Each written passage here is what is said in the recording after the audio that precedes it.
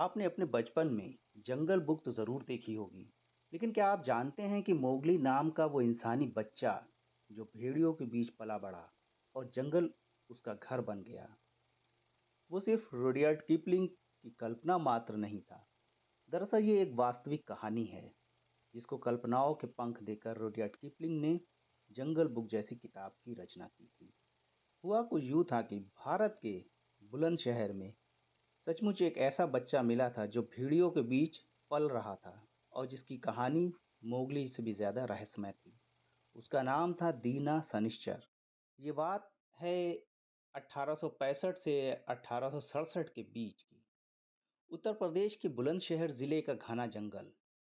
कुछ शिकारी शिकार की तलाश में गुफा के पास पहुंचे, लेकिन जैसे ही उन्होंने गुफा में झांका तो उनके होश उड़ गए। अंदर एक भेड़ियों का झुंड था और उनके साथ था एक छोटा लड़का। शिकारियों ने गुफा में धुआं किया ताकि अंदर छुपे भेड़िए बाहर आ जाएं। भेड़िए बाहर निकल भागे, लेकिन वो लड़का गुर्राने लगा, दांत दिखाने लगा, अपने चारों हाथों पैरों से भागने लगा। शिकारियों ने बड़ी मुश्किल से उस बच्चे को पकड़ा और बुलंदशहर के मजिस्ट्रेट के सामने पेश किया। इस अजीब व गरीब प्राणी को जो भी देखता वो भीड़ के साथ हो लेता। बताते चलें कि उस समय मजिस्ट्रेट विलियम लॉय थे या कोई और, इस बात को लेकर कोई एक राय नहीं है। उस घटना से लगभग 5 साल पहले ही उनकी मृत्यु हो चुकी थी। अनाथालय द्वारा फिर बताया गया कि ये लड़का 1867 में विलियम लॉव द्वारा लाया गया था। कुछ समय के बाद उस बच्चे को आगरा के सिकंदरा मिशन अनाथालय ले जाया गया। अनाथालय के सुपरिटेंडेंट रिवर्ड हार्टर्ड ने उसका नाम रखा सनीचर, क्योंकि वो शनिवार यानी कि सैटरडे को अनाथालय आया था। मौजूदा उपलब्ध जानकारी के अनुसार फिर रिवर्ड हार्टर्ड को उस सिकंदरा मिशन अनाथालय के प्रमुख के रूप में बताया गया है, जहां दीना सनीचर लाया गया था, जिन्होंने सनीचर का नामकरण किया था और उसकी देखभाल की जिम्मेदारी उठाई। घटना के प्रारंभिक रिपोर्टों और चर्च मिशनरी सोसाइटी (CMS) अभिलेखों में रीव एट हार्ट नाम से कई पत्र, रिपोर्ट और जर्नल्स शामिल हैं, जो सिकंदरा ऑर्फेनेज आगरा से जुड़े हुए हैं।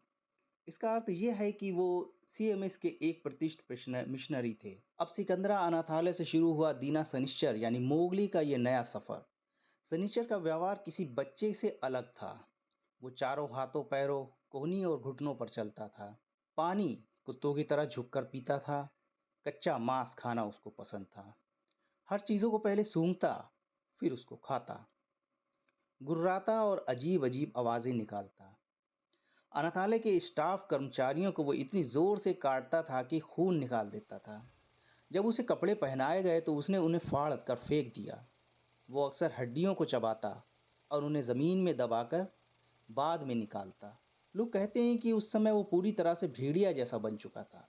मिशनरी ने उसे संकेत की भाषा सिखाई, जिससे धीरे धीरे उसमें बहुत मामूली सा परिवर्तन भी हुआ।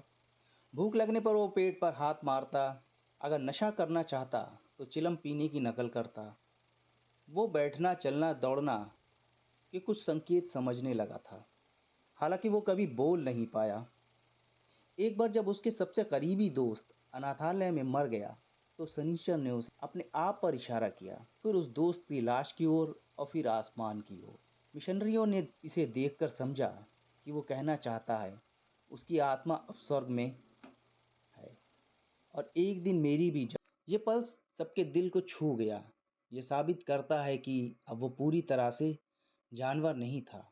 कहा जाता है कि सनीचर को धूम्रपान की आदत लग गई थी, लेकिन ये दावा कि वो चेन स्मोकर था या टीबी से मरा सही नहीं है, क्योंकि अगर सनिश्चर दूसरों पर आश्रित था, खास करके मिशनरी पर, तो वो चेन स्मोकर कैसे हो सकता है। इतिहासकारों के अनुसार वो लगभग 1895 में 35 साल की उम्र में सामान्य बीमारी और कमज़ोरी से मरा। उसके टीबी से मरने के कहीं कोई सबूत नहीं मिलते हैं। रुडयार्ड किपलिंग की किताब द जंगल बुक का असली प्रेरणा स्रोत क्या यही दीना सनिश्चर था? 1894 में प्रकाशित हुई थी। उस समय भारत और यूरोप के अखबारों में कि मोगली का किरदार सिर्फ दीना सनिश्चर से प्रेरित था, लेकिन इतना तय है कि उसकी कहानी ने लोगों की कल्पना को ज़रूर झकझोर दिया था। दीना सनिश्चर की ज़िंदगी हमें ये सिखाती है कि इंसान अगर जानवरों के बीच पले तो उसका स्वभाव भी जानवर जैसा बन सकता है। लेकिन जब इंसान इंसानों के बीच आता है तो धीरे धीरे उसमें इंसानियत भी जाग जाती है। वो कभी मोगली की तरह बोल नहीं पाया, ना जंगल का नायक बन सका, लेकिन उसकी असली कहानी जंगल बुक से भी कहीं ज़्यादा रहस्यमय और मार्मिक है।